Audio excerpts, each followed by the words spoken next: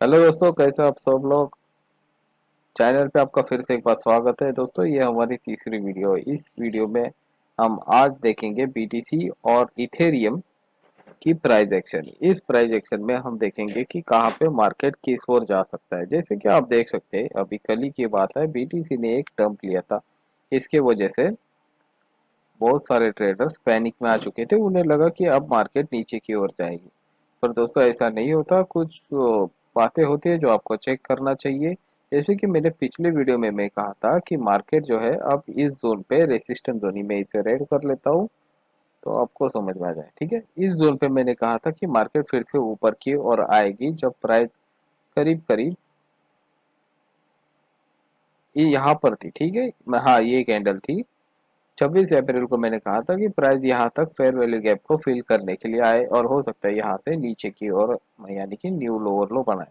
पर इसके लिए मैंने ये भी कहा था कि यहाँ पे अगर आप बाइंग अपॉर्चुनिटी देखेंगे तो आप लटक सकते हो, आप आउट हो सकते हो। अगर आपने सोच समझदारी की होगी तो यहाँ पे आपने इस जोन पे बाइंग अपॉर्चुनिटी नहीं देखी होगी।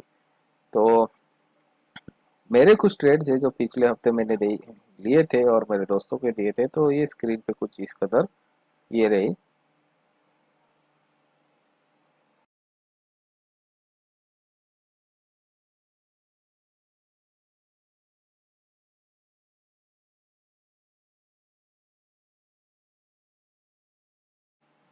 ठीक है, तो हमारे कुछ इस कदर थे, पिछले हफ्ते के ट्रेड थे जो काफी अच्छे खासे रन हो रहे हैं। इथेरियम अभी तक किसी किसी ने होल्ड करके रखा है, जो काफी अच्छी बात है।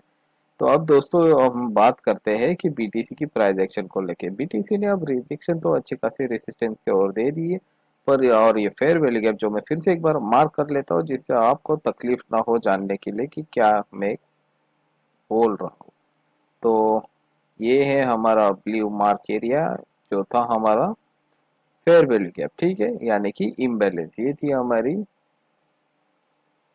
और यहाँ पे मैंने कहा था कि प्राइस यहाँ से आएगी और रिजेक्शन होगी, तो काफी अच्छी तरह से रेसिस्टेंस जोन से लेके मार्केट ने काफी अच्छा खासा रिजेक्शन दे दी है।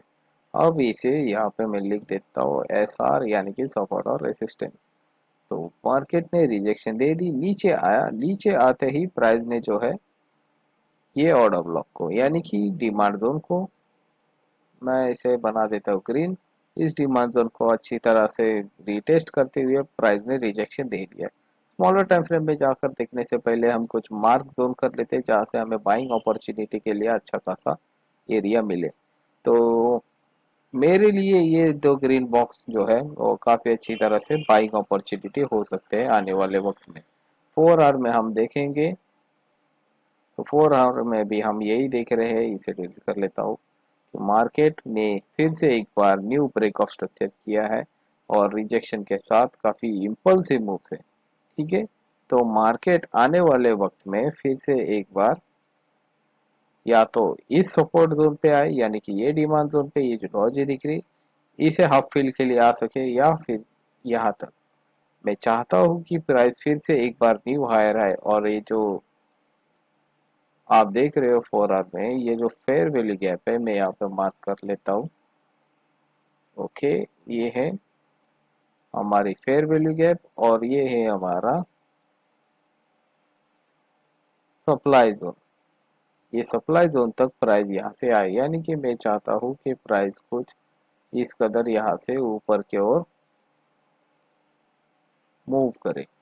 मैं इसे बना देता हूँ थिक, यानी कि आपको व्यू जो हो क्लियर हो। मैं चाहता हूँ कि प्राइस यहाँ से न्यू हायर हाई ब्रेक करे, इस हाई को ब्रेक करे, रिटेस्ट करके प्राइस इस फेयर वैल्यू गैप को फिल करके फिर एक बार नीचे की ओर मार्केट मूवमेंट चालू करे। क्योंकि अगर हम हायर टाइम फ्रेम में, डेली टाइम फ्रेम में देख रहे हैं तो हमें क्लियर दिख रहा है कि मार्केट ने इस डिमांड जोन को इस डिमांड जोन को रिस्पेक्ट करते हुए मार्केट ने इसको ब्रेक ऑफ स्ट्रक्चर किया है, यानी कि स्मॉलर टाइम फ्रेम में मार्केट ने यहाँ पे किया है ब्रेक ऑफ स्ट्रक्चर। और इस ब्रेक ऑफ स्ट्रक्चर करते हुए न्यू हाई बनाते हुए मार्केट ने ऊपर की ओर गया। यहाँ पे भी मार्क कर देता हूँ। ठीक है, तो ये है हमारा ब्रेक ऑफ स्ट्रक्चर। और ब्रेक ऑफ स्ट्रक्चर करके रिटेस्ट की ओर आई है प्राइस। अब चांसेस है कि फिर से मार्केट ऊपर की ओर कम से कम 60,000 के आसपास या 61,000 के आसपास मार्केट प्राइस इस जोन पे, जो मेरी सप्लाई जोन है, यहाँ पे प्राइस को मैं देख रहा हूँ। यानी कि मैं इस जोन से रिजेक्शन की एक्सपेक्टेशन कर सकता हूँ। मुझे इस जोन पे एक्सपेक्टेशन की जरूरत है और मैं यहाँ पे मॉनिटर करूंगा, इस जोन पे मॉनिटर करूंगा। डायरेक्ट एंट्री लूंगा तो मैं भी फंस सकता हूँ, इसलिए मैं खुद यहाँ पे पर्सनली मॉनिटर करके ट्रेड लूंगा। डायरेक्ट एंट्री ये रिकमेंड नहीं है, क्योंकि यहाँ पे जो है मार्केट अभी जब ऊपर की ओर जाएगी तो ये रेसिस्टेंस को ब्रेक करेगी, यानी जब प्राइस आएगी तो इसे सपोर्ट के तौर पे यूज कर सकती है, और यहाँ से फिर एक न्यू हायर हाई यानी कि 80,000 से लेके 70,000 तक का टारगेट भी हमें बीटीसी दे सकता है। तो यहाँ से सेल अपॉर्चुनिटी देखना है तो काफ़ी सोच समझ कर ही देखना, क्योंकि अगर आपने सेल अपॉर्चुनिटी का सेटअप सही से ना लिया तो आपका एसएल आउट हो सकता है। पर अगर यहाँ से सेल अपॉर्चुनिटी सही से खेल गई तो हमें आराम से बीटीसी का एक न्यू 30% तक का करेक्शन दिख सकता है, क्योंकि जो नीचे जो है ना, ये जो फेयर वैल्यू गैप फिल करने के बाद जो नीचे की फेयर वैल्यू गैप है और ये जो डिमांड जोन है, इस जोन को फिल करने के लिए मार्केट ऊपर से नीचे की ओर आ सकता है। तो मैं इस जोन इसलिए मुझे इस जोन पे सेल अपॉर्चुनिटी देखना है। यहाँ से मैं देख सकता हूँ, पर ये जो स्मॉलर टाइम फ्रेम में आप देख रहे हो कि यहाँ पे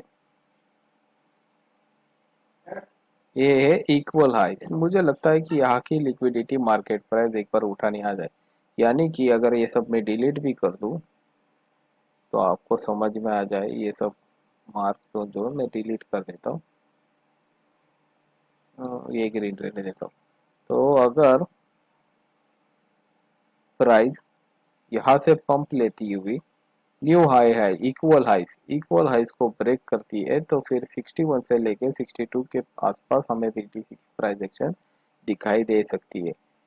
यहाँ से मैं कुछ बैक टेस्ट कर रहा था, और वो बैक टेस्ट में मतलब सॉरी फॉरवर्ड टेस्ट में मैंने कुछ अपॉर्चुनिटी देखी थी। ठीक है, तो अब चांसेस है कि बीटीसी थोड़ा कंसोलिडेट हो जाए, यहाँ पे थोड़ा रेंज में आए, थोड़ा स्लो मूवमेंट देके ऊपर की ओर जाए। ओवरऑल बीटीसी बुलिश ही है, तो हम थोड़ा सा संभल के रहेंगे। और जिस तरह से डेली टाइम फ्रेम में साइड से इसने ब्रेकआउट स्ट्रक्चर किया है, ये बेयरिश पैटर्न है। तो हमें दोनों अपॉर्चुनिटी सोच समझ के लेनी है, बाय या सेल वो सोच समझ के ही लेनी। अब हम जाते हैं इथेरियम की ओर। इथेरियम का अगर हम ETH ठीक है, बाइनेंस का चार्ट ले लेते हैं। इथेरियम का चार्ट काफी क्लीन है, न्यू हायर है बनाते जा रहा है, काफी बुलिश है। पर सपोर्ट और रेसिस्टेंस ना इसके काफी दूर है, यानी कि जब अगर इथेरियम गिरना चालू कर दिया तो ये लगभग हमें 2400 तक दिख सकता है। यानी यहाँ पे जो ना इथेरियम की कोई प्राइस एक्शन नहीं है, यहाँ पे कोई भी सपोर्ट और रेसिस्टेंस हायर टाइम फ्रेम में इतने स्ट्रांग नहीं है जो इसे होल्ड सस्टेन कर दे।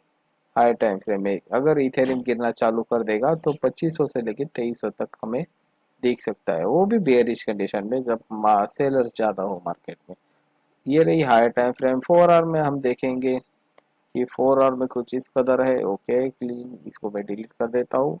और देख रहे हैं हम कि मार्केट ने 4 आवर में फिर से एक बार न्यू न्यू हायर हाई बना दिया। तो हम जाएंगे सीधा 1 आवर में, और 1 आवर में हम देखेंगे, इसको डिलीट कर देता हूँ फिर से। 1 आवर में वाह, इसने बनाया है बुलिश पैटर्न, यानी कि इसने बनाया है फिर से डबल बॉटम। डबल बॉटम को रिटेस्ट करते हुए प्राइस ने ऊपर की ओर मूवमेंट कर दिए, सॉरी ऊपर की ओर मूवमेंट कर दिए। तो अगर हम देखेंगे तो अगर हम देखेंगे तो इथेरियम ने जो है वो काफी अच्छी तरह से सपोर्ट रेसिस्टेंस मेंटेन करते हुए स्मॉलर टाइम फ्रेम में मार्केट को ऊपर की ओर उछाल के रखा है। ये था हमारा डबल बॉटम रिटेस्ट, काफी आई रिटेस्ट प्राइस करके हुए न्यू हायर है, यानी कि इस ब्रेकआउट स्ट्रक्चर को ब्रेक करके ऊपर की ओर जा रही है प्राइस। तो हमारे लिए बाइंग जोन रह सकते हैं इथेरियम के कुछ इस कदर। ये थी हमारी सपोर्ट और रेसिस्टेंस, और इस वीक ने इस वीक ने रिटेस्ट करके प्राइस मूवमेंट ऊपर की ओर दिया है। तो मैं देखूंगा बाइंग अपॉर्चुनिटी के लिए काफ़ी ये मेरा स्पेशल जोन रहेगा जहाँ पे मैं बाइंग अपॉर्चुनिटी देखूंगा इथेरियम की। अभी मुझे बाइंग अपॉर्चुनिटी में कोई दिलचस्पी नहीं है, मुझे इंटरेस्ट नहीं है कि ऊपर से कोई खरीदेगा, कोई पागल ही रहेगा जो न्यू हायर हाई पे बाई करे। जब ये मार्केट न्यू हायर हाई बनाता है तो चांसेस है मार्केट फिर से एक बार रिट्रेसमेंट के लिए आए, और अगर रिट्रेसमेंट में आता है तो फिर मैं देखूंगा इस जोन से, मतलब यानी कि ये पूरा डिस्काउंट जोन यहाँ से 50% से मैं से बाइंग अपॉर्चुनिटी देखूंगा, और ऊपर से मैं देखूंगा सेल अपॉर्चुनिटी। नीचे से मेरा जोन ये ग्रीन जोन मार्क है, ये मेरा buying opportunity point of interest है। अगर 5 मिनट में देखेंगे तो 5 मिनट में ओके, 5 मिनट में ये है मेरा बाइंग। ये दो अपॉर्चुनिटी बस मेरे बाय अपॉर्चुनिटी है, इस जोन पे ही मैं बाय देखूंगा, ताकि अगर फिर यहाँ पे आता है तो मुझे रिस्क रेशियो काफ़ी अच्छा मिले।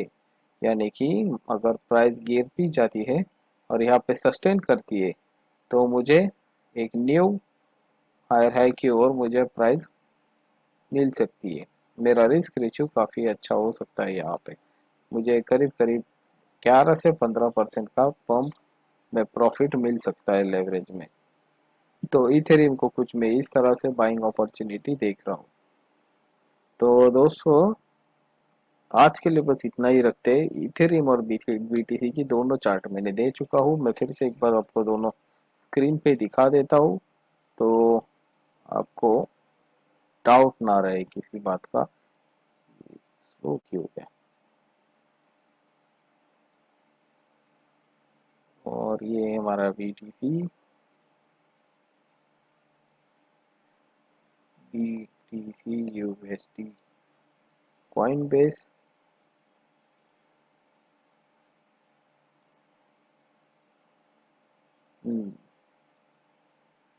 तो ये है कुछ जोन जहाँ से मैं देखूंगा, ये था अपना।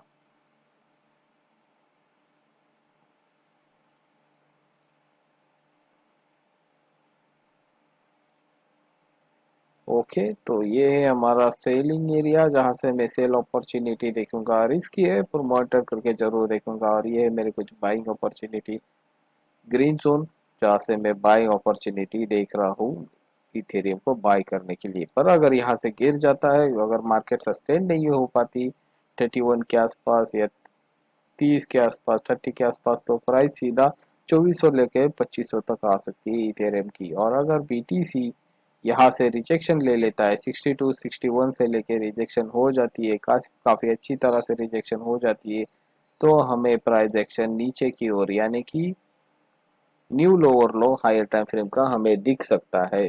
और चांसेस है कि हम यहाँ तक तो कम से कम इस जोन तक तो यानी कि 48 या 50 के आसपास बीबीटीसी को देख सकते हैं। अगर रिजेक्शन मिली तो इस को सेल, यहाँ से बाई, और अगर नीचे आई तो फिर यहाँ से सीधा 2400 2300 तक इथेरियम को देख सकता हूँ। तो थैंक्स फॉर वॉचिंग दोस्तों, आज के लिए बस इतना ही रखते हैं।